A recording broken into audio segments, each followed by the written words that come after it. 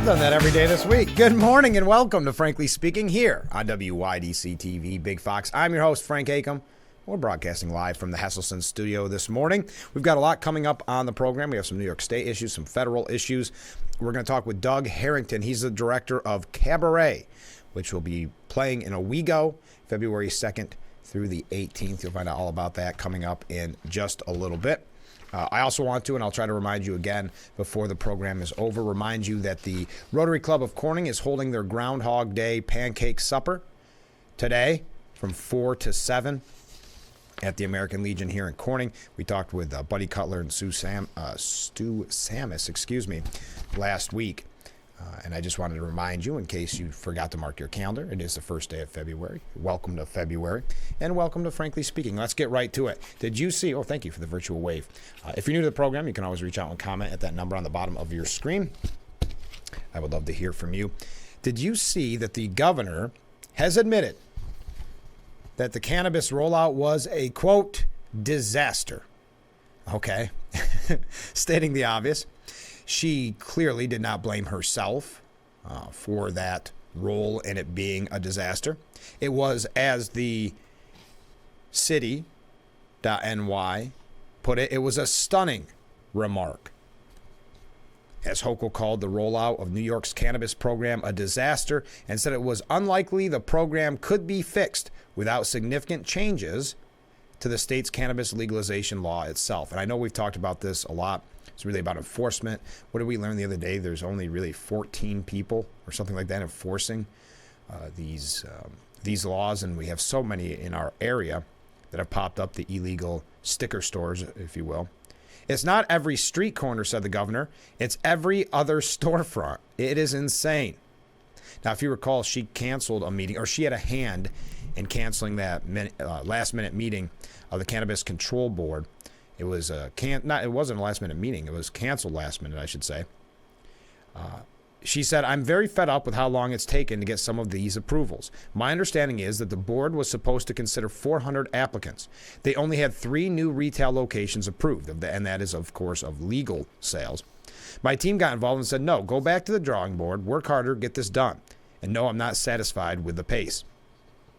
Now, you'll probably just see more money thrown at it and more bureaucracy with the Office of Cannabis Management. But Hochul blames some of the problems in the rollout with the law itself, including a lack of enforcement mechanisms to curb illegal stores while not offering fast enough paths to legal sales. Yes, and we've even talked, if you recall, with Sheriff Allard a couple weeks ago, where he said, he's called the Office of Cannabis Management and said, just put me in, coach. I'd be more than happy to help and show you where these locations are. She said, you have to go back to the very beginning. Prior to my time as governor, interesting how that happened, the legislation was crafted in a way that was not poised for success. Now, we don't have to go through any more of this. I think it's pretty clear we know it was a disaster. Many of you have had to deal with the rollouts in various ways, maybe locations that you found appalling or seeing them in your neighborhood. But according to Hochul, it's not going to get any better. So just buckle in. You like to hear that vote of confidence from your governor. How about this? How appropriate is this from a viewer? A viewer says Hochul is a disaster. Cutting funding in the budget for Southern Tier schools, yes, and we've talked about that with Assemblyman Phil Palmisano, and possibly closing another 5 prisons in New York. I'm so glad you brought that up, because speaking of Assemblyman Phil Palmisano, who's going to be on the program, by the way, tomorrow, so we'll get your questions in if you have any questions for the Assemblyman. He and his colleagues, and I'm going to try, I hope I'm not pronouncing their names wrong, Assemblyman Chris Taug, Assemblyman Joe Giglio, and others, family members of corrections officers and members of the Assembly Republican Conference, they blasted Hochul over the prison closure plan. Hochul's plan to close up to 5 prisons and do so with just a 90-day notification. Can you imagine that? As the Assemblyman said, a 1-year closure notification is damaging enough to employees, their families, and impacted local communities. But allowing a prison closure with just a 90-day notification is a tremendous insult to those dedicated corrections officers and staff who work at a very dangerous job to keep us safe. The legislature has the ability to reject this ridiculous 90-day notification proposal, and we absolutely should reject it. And also think about how we've heard of the needs for corrections officers in general. Imagine what this does for morale. Now, this was quite a lengthy quote, and we'll talk with the Assemblyman about it more in depth tomorrow. But he said, quite frankly, we should not be closing any additional correctional facilities, especially with only an insulting 90-day notification. You should repeal the failed and dangerous HALT Act. This administration must finally take significant action to address the violence crisis and rising assaults happening inside our prisons today. We should address the staffing crisis by aggressively increasing the pay and benefits for our corrections officers and staff. We should provide, sign-on bonuses to help recruit new officers and implement other longevity bonuses and benefits to help retain these dedicated employees who have worked a very dangerous job for so many years to keep us safe. We need to provide our corrections officers with important tools and resources, such as body scanners and drug dogs at every correctional facility, to help keep the drugs and contrabands out of our prison, which has contributed to the rising violence and assaults. And finally, it is long past due for this administration and state to treat our corrections officers and civilian staff as the professionals they are and with the respect they deserve and have certainly earned. That is Assemblyman Phil Palmisano, so I appreciate him sending that in, and we will be talking with him tomorrow, and very appropriate with a comment from that viewer. So thank you. We've got a couple other things as an update from yesterday's program that we'll be talking about when it is in regards to New York, more so the city, but painting a larger picture of what we're dealing with as a state. We also have, as I mentioned, Doug Harrington, the director of Cabaret and Owego, coming up in just a little bit. As always, if there's a guest that you would like, I received this request for this interview from an old friend that I used to work with, and so the same goes with you. You're an old friend if you've been with this program for a while. So if you have anybody you'd like to see on the program, we can't always make it work out, but we would love to try. Maybe it's your mayor, maybe it's your council member, maybe it's a charitable organization you're involved in. Just text it to that number, and I will get a hold of you, or you can leave a voicemail if that's easier, if you think there's more detail to be provided. Okay, I'm running extremely late, so stay with us. We are already hitting the ground running, so stay with us. This is Frankly Speaking here on WYDC TV, Big Fox.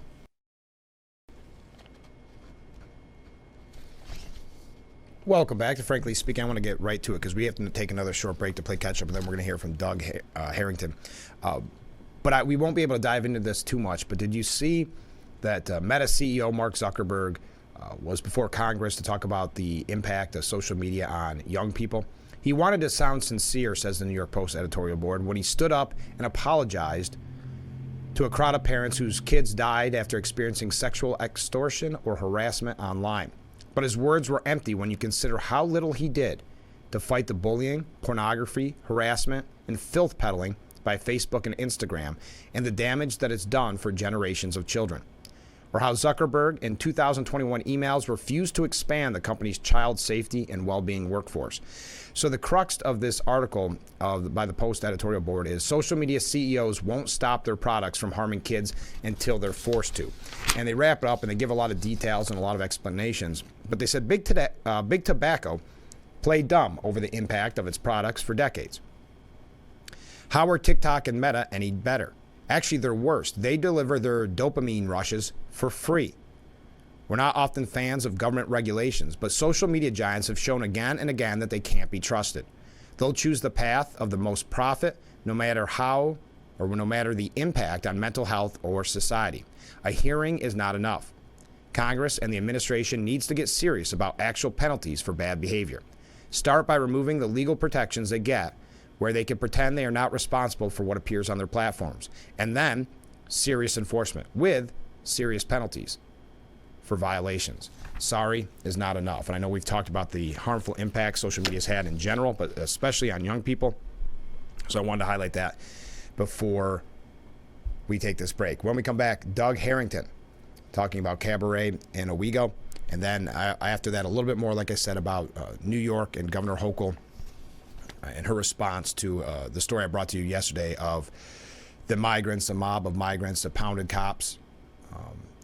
The video is disturbing. We'll talk a little bit about that and then get into the national scene. But as always, you can comment. You see the number on the bottom of your screen if there's anything you'd like to address. We'll be right back with Frankly Speaking. Stay with us.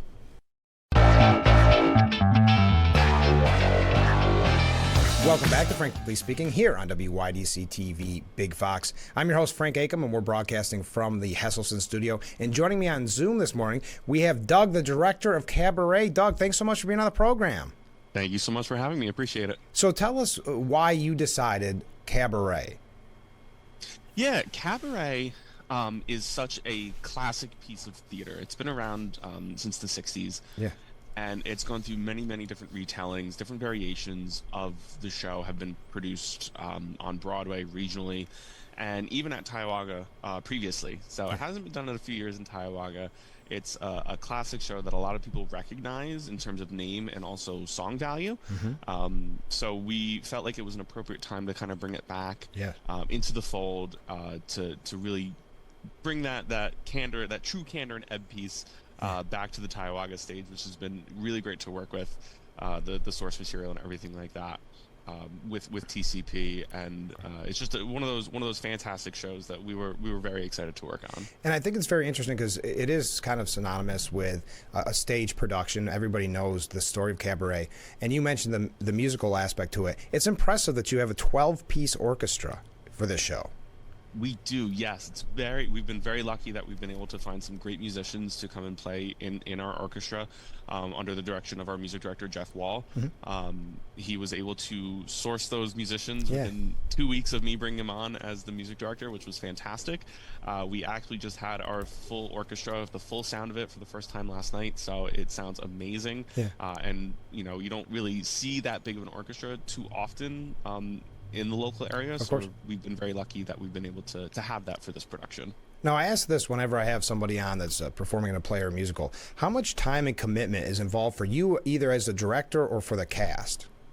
Absolutely. So time commitment, of course, will vary for the show, but for me personally, as the director, I actually signed on to the project in November of 2022. Oh, wow. Okay. So, yeah, it actually has been over a year for me. Yeah. Which has been great for me because it's really allowed me to dive into the material and come up with some different ideas for the show, because of, again, going off of the fact that this is produced quite often, it is, of course, a little difficult to find new ways to do it, right? Of course. So having that timeline, that lead time, has really allowed me to dive into the material and try to come up with different ways that I haven't seen done before, because I have seen productions of Cabaret. I was in a production of Cabaret in college myself. So just trying to do it a little differently. So I've been working on it for over a year. During the actual rehearsal process, we've been actually working on it for about 2 months, since early December, 3 to 4 times a week. So cast is called in the evenings, typically for about 3 hours, about 3 to 4 times a week. And of course, our other production team members, like Nicole Pertel, who's our choreographer, Jeff, myself, our Laura Kensley, who's our lighting and sound director, our designer. We've all been meeting together to create this really great piece of theater outside of rehearsal as well. So also Russell Althouse, who's our stage manager, and Ben Coddington, who's our associate pit conductor, and everything like that. So it really does take quite a village to put something on like this. It does. I think a lot of people, maybe who have never been in a play or just go to a play occasionally, don't realize how much work there is behind the scenes, more so than probably on the stage, right? Absolutely. Yeah.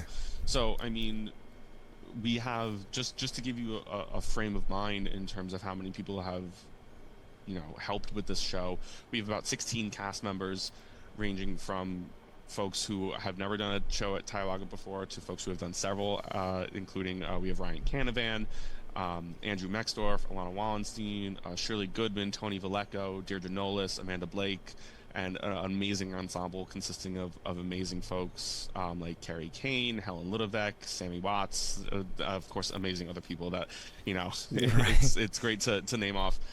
You fall into a trap when you start to name everybody. I know, right? I always want to try to get as many people out there, right? Yeah, of course. So we have a cast of 16. We have a production team of probably about 8 or so when it's all said and done, 8 to 10. And then, we're going to have volunteers. We have the 12-piece orchestra. So you're talking about probably, for any given production, like any given show, probably about 30 to 40 people working on it at any given moment. So you hope at least 3 each bring 3 family members, and you guys are pretty much set every night, right? Right? Yeah, that always helps. Have you always been interested in directing? I have been. It, I have directed before in college. Okay. I directed two shows. I directed Stephen Sondheim's Company and Stephen Schwartz's Godspell in my senior year of college, which was a really great experience to kind of open my eyes to directing. And so that was back in my senior year. So that was in fall of 2015 and the spring of 2016. So it's been 8 years Right. since I last directed a show, so kind of got that bug again to kind of get behind and kind of bring ideas to the stage, because I think it's really fulfilling artistically to have an idea and be able to execute it on stage is really an amazing feeling. Now, how long have you been with the Tioga Community Players? Yeah, so I've actually not been with TCP for very long. I actually only have one other TCP credit. Okay. I produced the 25th annual Putnam County Spelling Bee last year. I saw that on the list. June production. Yep. Yeah. So I was the producer on that. I have not performed yet with them. I also do perform. So, but Tioga has been great, allowing me to come in and really kind of take the helm of this show. That's right. And bring my vision to the stage, which has been nice. And before we go, what should people know about Cabaret? We mentioned that most people are probably aware of it, but I'm sure there are people that aren't aware of it as well. And also because we're based out of Corning and Chemung and Elmira, this isn't Owego. What should they know? Kind of the who, what, when, where, and why of Cabaret. Absolutely. So Cabaret, like you said, it's a very classic show that takes place in the late 1920s and the early 1930s in Berlin, Germany, where we do follow a writer whose name is Cliff Bradshaw. Okay. And he ends up in Berlin, and through a series of events ends up at this club called the Kit Kat Club, where he meets Sally Bowles, who is kind of the lead of the club. And we've kind of followed their love story as well as some other stories as well. We have Fraulein Schneider and Herr Schultz, who live in the apartment complex that Cliff moves into. And we follow their love story. We follow some other stories as well. But the whole kind of theme is that we are following these people's stories throughout, the late 1920s, early 1930s in Berlin, Germany, through the rise of fascism and everything like that, with Nazi Germany and everything like that. So we follow these stories throughout Act 1 into Act 2, and it kind of acts as a distraction to what is happening around us. Oh, interesting. And I think we really do it very poignantly, especially with the way that we have our finale blocked and everything, and we understand the source material and everything that went behind it. So I think we're doing the piece pretty good justice. And then you also have the MC character, who is kind of the puppet master of what is happening throughout any given moment. And what should people know? It's coming up February 2nd through the 18th. What should they know about, days, times, tickets, those type of things? Absolutely. So we are doing it every weekend, the first 3 weekends of February. The shows are Friday, Saturday, and Sunday. Friday and Saturday shows are at 8 p.m. Okay. And the Sunday shows are at 2 p.m. You can go right to Tioga.com to purchase any of your tickets. Tickets do range from $25 to $30 each. So next 3 weekends, there are 9 total shows, and we would certainly love to see as many people as we possibly can come see this amazing production that a lot of people have worked really hard to put on. And just before we go, if people all of a sudden have the acting bug after seeing this, how can they get involved with the Tioga Community Players in the future? Absolutely. So Tioga is always looking for new folks, whether it be acting or on the production side or even volunteering. So you can always go to our website. You can always email info@tioga.com. If you're even interested in volunteering for Cabaret, we're always looking for folks for in the kitchen, ushers, greeters, whatever it might be. Okay. You can always reach out to us via the Tioga email, or you can reach out to our house manager, Christy Wall, as well, because we'd certainly always love as many volunteers as possible. So definitely come on out. We do have auditions, or we just had auditions for Elephant Man, which is the show that is right after Cabaret. Oh, okay. But then the show after that is Sunday in the Park with George, which I will be auditioning for myself. So if you're interested in joining me and potentially in a production, come through. And yeah, always looking for more people to get involved with Hiawatha. Well, it sounds like it's going to be a fun time. So whatever it is you're supposed to say, because I know there's all the rules and when in acting that I can't say certain things, but I'm sure it's going to be a fun time. Thank you so much. I appreciate it. Thanks for being on the show. Thank you for having me. All right, we'll be right back with Frankly Speaking. Stay with us.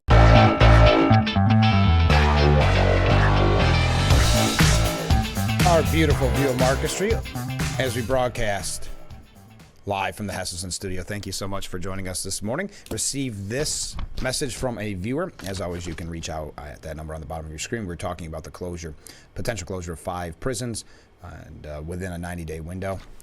And better add that. Let me start from the beginning. Good morning, Frank. Good morning. I just got to thinking, as you were addressing the closure of the 5 prisons in only a 90-day window. Yes, it affects the corrections officers, but they don't seem to address the impact on the communities where these prisons are located. The good thing would be the mass exodus of those individuals who move into those communities to be closer to their loved ones for their conjugal visits, but they bring higher crime rates and higher usage of social services.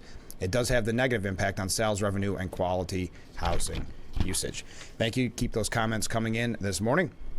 So speaking of Governor Hochul, as you recall yesterday, I brought up the story about the mob of migrants that attacked police officers, and it was all caught on camera. Well, as she was speaking to reporters, as she announced the nomination of Stephen G. James as New York State Police Superintendent, she was asked about the shocking, as they put here in the New York Post, beatdown and whether the asylum-seeking suspects should be deported. She said, I think that's actually something that should be looked at. I mean, if someone commits a crime against a police officer in the state of New York and they're not here legally, it is definitely worth checking into. Isn't that interesting, though, when you think the different thresholds? Because they were let free with no bail after this attack. These are law enforcement officers who should never, under any circumstances, be subjected to physical harm or physical assault. It's wrong on all accounts, and I'm looking to judges and prosecutors to do the right thing, Hochul said. Now, Staten Island Representative Nicole Malatakis said the law that's prohibiting cooperation between NYPD and federal immigration enforcement, it just has to stop, and that is the case here in New York State. Republicans, independents, Democrats should at least be able to agree that if you're in this city and you're committing a crime, you have given up any opportunity to ever become a part of its citizenry. That's a tough one. Period. This is the fruit of the poisonous tree. This is Staten Island Bureau President Vito Fossella. We warned more than a year ago about letting all these migrants in. Now we're getting the worst of the worst. I don't see any reason why we shouldn't deport these individuals immediately for assaulting our police officers. We shouldn't spend one more penny on them. Now they have a license to attack our police officers. Is this a world that we've created? Yeah, I mean, it is, and you add bail reform on there as well, and that's why we mentioned it on the program yesterday. Not so much because it's a New York City issue, obviously the migrant issue, but that we're seeing throughout the state, but also the fact that because of these laws and because of the sanctuary laws and because of the bail reform, it's creating a perfect storm. Bob McManus at the New York Post said, it's bash a cop week in New York while politicians let the punks loose so the public pays the price. A gaggle of New York's newest made that clear over the weekend. The so-called asylum seekers, all from Venezuela, battered 2 cops in Times Square. 4 were arrested, processed, and cut loose without bail. A 5th was in custody Wednesday afternoon, and police said 3 more were in the wind. It's shocking, and this is a sad point, from McManus, but it's the new normal. Yes, he says, punks have been punching police officers since forever, and politicians naturally pander. Wow, that's a lot of P's in that sentence. Yes, punks have been punching police officers since forever, and politicians naturally pander. What's new is that today's politicians are pandering to the punks. And while the public pays the price, blame it on the progressive politics and expect more of the same. They all need to be deported promptly, but that's a notorious process. So doubtless the attacks will go down as just another insult to the notion of an ordered society. You can find that full piece. Now I'm going to be thinking about all the popping of the piece by Bob McManus at the New York Post. We received this comment from a viewer. Automatic deportation for any illegal immigrant breaking laws in New York. No questions asked. I think you'll see some tough talk, if I'm going to be honest, from politicians. I don't believe much will be done. This is a shocking case, and you see a lot of people outraged over it, and rightfully so. But I do have my doubts that anything. I mean, look, Hochul already suggested that it's on somebody else's responsibility. Now, the Post editorial board does have a good point that the way the law is set up, these migrants are on parole, so it's time to send them packing. The city's migrant crisis just went from maddening to completely insane as illegal migrants who beat cops in the middle of Times Square were let go with no bail. I mean, I think that's something we can't understate, and that's why I brought it up on the program yesterday. And then returned to their taxpayer-funded shelter rooms. President Biden's policies granted them humanitarian parole to pursue their asylum claims, but they've plainly violated that parole. Yet none is locked up at Rikers, let alone in ICE custody for deportation proceedings. Blame New York's lax laws and lame prosecutors for the first, and our sanctuary cities for the second. Oh, and blame Biden for them being here at all. U.S. law in no way grants entry to asylum seekers who cross another safe nation on their way here and can't prove they saw asylum there. Of course, New York lefties would surely rally to block any effort to hand them over. Biden's border policies are sheer madness, but New York's own policies on migrants and crime are a civic suicide pact all their own. And even when Biden's policies go away, the local political class that's given us that pact will probably look for some way to restore, quote, social justice by importing more asylum seekers anyway. So that's from the New York Post editorial board. Just as an update, one last update from yesterday's program as well. New York is the first state in the nation to make it easier for asylum seekers with work authorization to obtain government jobs.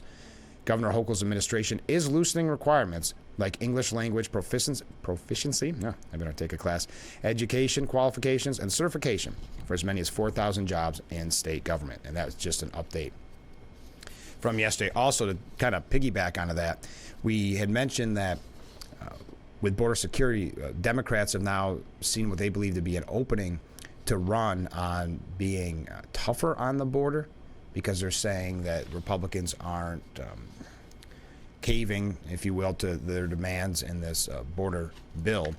So it's interesting. Now they're trying to run on it, but they still have to be careful. So you have Representative Jared Moskowitz from Florida, Democrat from Florida, said the speaker said no because Donald Trump said no. The speaker is Donald Trump's no boy on this subject. Look, I'll give Republicans credit for a second. They have been highlighting the border for a long time, and we were late to the start addressing it, meaning Democrats were late to the start addressing it. But now that we want to address it, now that we want to lower the amount of fentanyl coming in, now that we want to deal with undocumented folks, now that we want to deal with supposed terrorists potentially coming into the country, now the Republicans, controlled by one man, are saying no, no, no.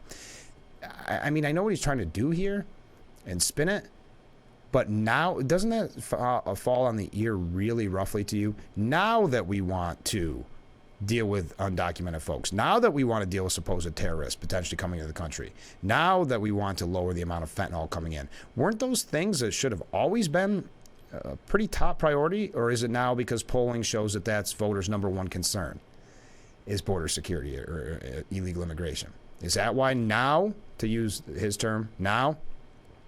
When was there a time when you did not want to lower the amount of fentanyl coming? That would be my question, the follow-up question there.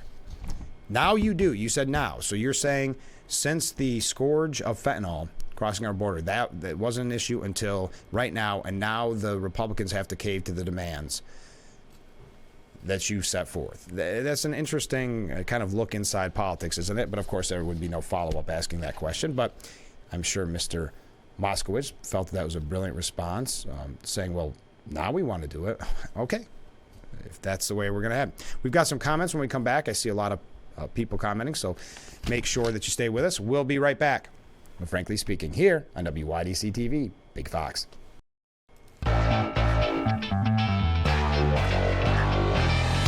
Broadcasting live from the Hesselson studio here on Market Street in Corning. This is Frankly Speaking. I'm Big Fox. I'm your host, Frank Acom. We do have another break coming up shortly. I'm kind of in the tangent mood this morning, as you can tell.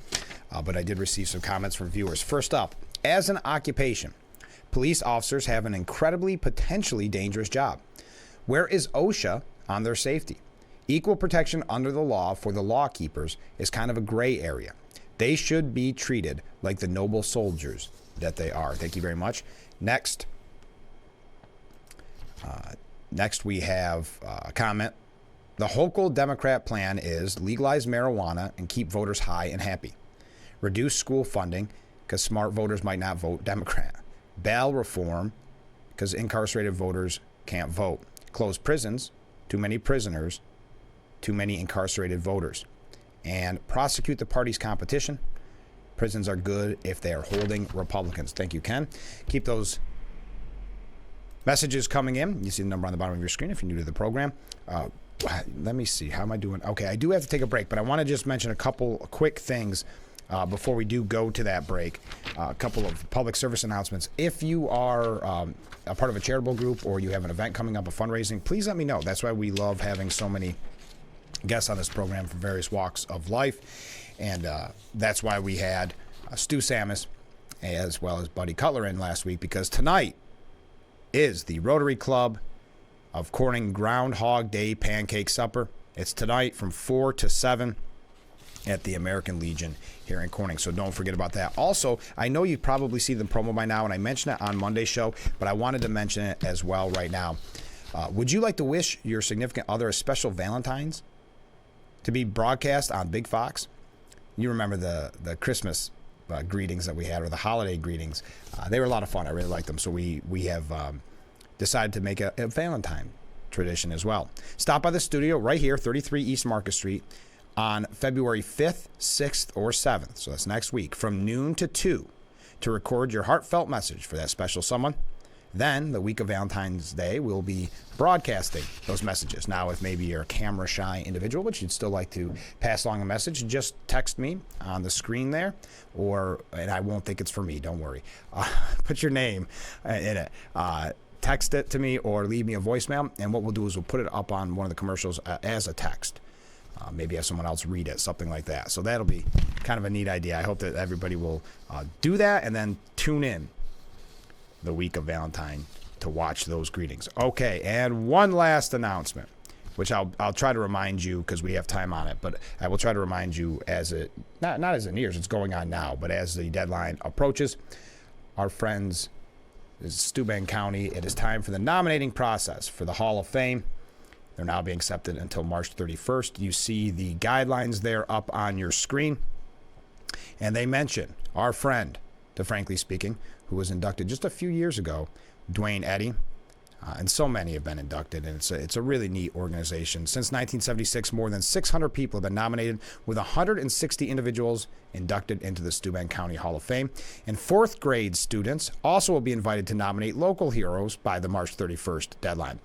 Submission forms are available on the historian's website. You see it right there, via email or in person at the historian's office in the Maggie House, 1 Cohocton Street in Bath. All right, there you go. I just wanted to mention that to you as well, if there's anybody you would like to nominate. All right, we got to take a short break. Stay with us. We'll be right back with Frankly Speaking here on WYDC TV, Big Fox.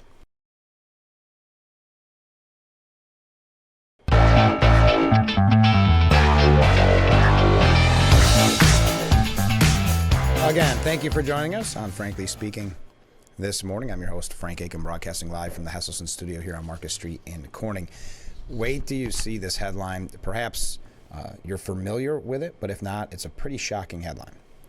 Democrat Representatives Rashida Tlaib and Cori Bush vote no on a bill banning Hamas terrorists from the United States. Giving you a little bit more background here, the No Immigration Benefits for Hamas Terrorist Act, introduced by Representative Tom McClintock from California, would deem any members of Hamas, Palestinian Islamic Jihad, the Palestinian Liberation Organization, or other individuals who participate in or facilitated the October 7, 2023 terrorist attack on the Jewish state ineligible to enter the United States, even if seeking asylum. The bill passed the lower chamber 422 to 2 with, so you've got the two, which are Rashida Tlaib and Cori Bush, and then you've got Representative Delia Ramirez from Illinois voting present, and 6 members not voting. Now, what's the excuse? Tlaib, an outspoken critic of Israel's war against Hamas and the Biden administration's support for it, argued that the bill is, quote, redundant and will be used by Republicans to, quote, incite hate. It's just another GOP messaging bill being used to incite anti-Arab, anti-Palestinian, and anti-Muslim hatred that makes communities like ours unsafe. All right. Hey, by the way, did you see what Axios is reporting? That the State Department is reviewing options for a possible recognition of the Palestinian state. While U.S. officials say there has been no policy change, the fact that the State Department is even considering such options signals a shift in thinking within the Biden administration on possible Palestinian statehood recognition, which is highly sensitive both internationally and domestically.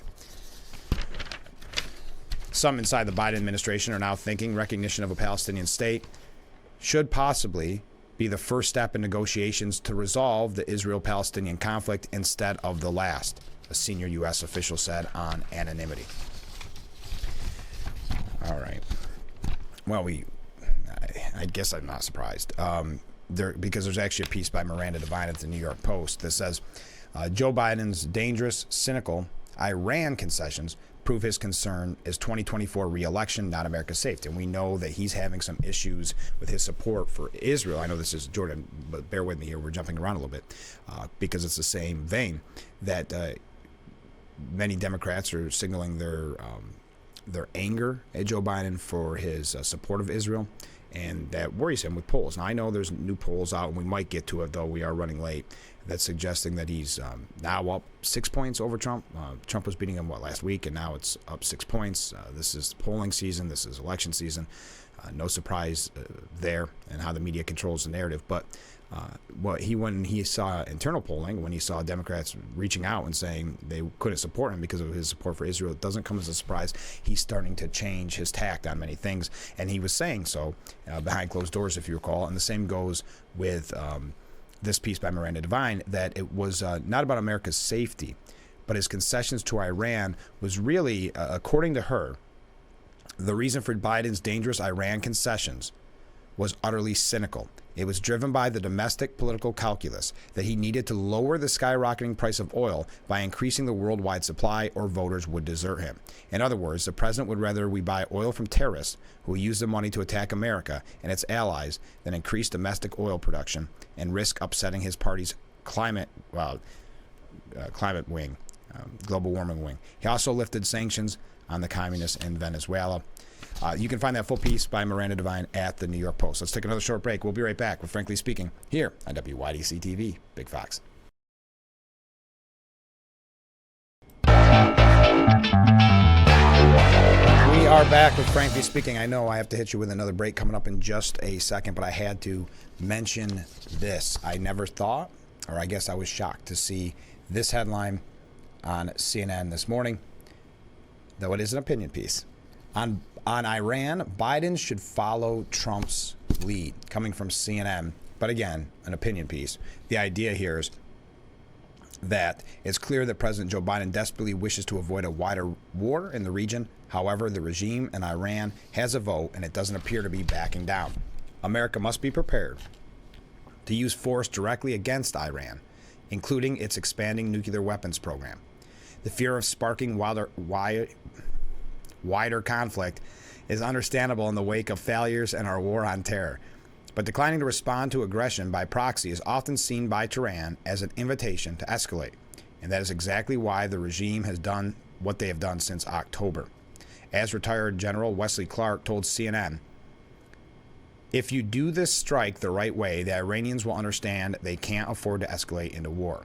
They can't stand up to the United States, especially given the domestic opposition the regime faces. The government in Iran is on very shaky grounds, and it's in no position to have a war with the United States. He continued, suggesting that it's time to go to the source of the trouble in Iran. Just a headline that kind of shocked me this morning. We're going to wrap things up, a couple quick things when we come back, so stay with us. This is Frankly Speaking here on WYDC TV, Big Fox. Welcome back to Frankly Speaking here on WYDC TV, Big Fox. I'm your host, Frank Hakam, and we are broadcasting live from the Hesselson studio on Marcus Street in Corning. So as I quickly mentioned, According to a new Quinnipiac University survey, it shows that Biden is leading Trump 50% to 44%, after the same poll had the incumbent edging out his rival 47 to 46. So in December, it's essentially a tie, 47-46, Biden by 1. Now it is 50 to 44. What happened since December? I'm not sure. Biden's strong numbers are driven by the support of 58% of female voters, 52% of independents, and 62% of voters with college degrees. Quinnipiac polling analyst Tim Malloy said the gender demographic tells a story to keep an eye on. Propelled by female voters in the just past few weeks, the head-to-head tie with Trump morphs into a modest lead for Biden. I guess I'm confused. Where were the female voters before the past few weeks? I find this time of the year, and it is a little, not early for this, but when we start to see polls that are wildly different, that all of a sudden the media tries to paint a narrative with, especially now as, let's face it, we start talking about fueled by female voters. Nikki Haley is still in the race. Is this another sign to encourage Nikki Haley to continue on? This is all speculation. This is all mind games that you can more than happily, comment on the bottom of your screen, that phone number. Again, you've heard me say it a million times, I don't trust polls. I do think it's interesting to see a poll like this so that we can prepare in a way for what the narrative will be from the mainstream media. By contrast, Trump wins male votes with 53% support in that demographic, but only captures 40% of independents. Now, Biden still leads, this I find interesting too, if third-party candidates are introduced in the race. In a 5-person contest, Biden receives 39%, Trump receives 37%. Independent candidate Robert F. Kennedy Jr. gets 14%, Cornel West 3%, and Jill Stein gets 2%. Now, this is what I mean. Trump's Republican rival, Nikki Haley, would defeat Biden in a hypothetical head-to-head race by 5 percentage points in the popular vote, 47 to 42, but loses with the inclusion of third-party candidates, according to the survey. So we'll see a lot more of these polls, a lot more confusing numbers as we near November. Yes, we were right on yesterday's program where FBI Director Christopher Wray painted a very scary picture of the looming threat of China hackers on the United States. Their targeting of infrastructure, the electric grid, even sewage operations. But we are out of time for today's edition of Frankly Speaking. Thank you to Doug Harrington telling us about Cabaret. That is in Owego.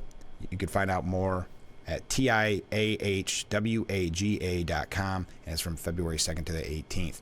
On tomorrow's program, Assemblyman Phil Palmisano, so make sure that you join us, and thank you for all the comments this morning and all the back and forth. I really appreciate it. We'll be back starting at 7 a.m.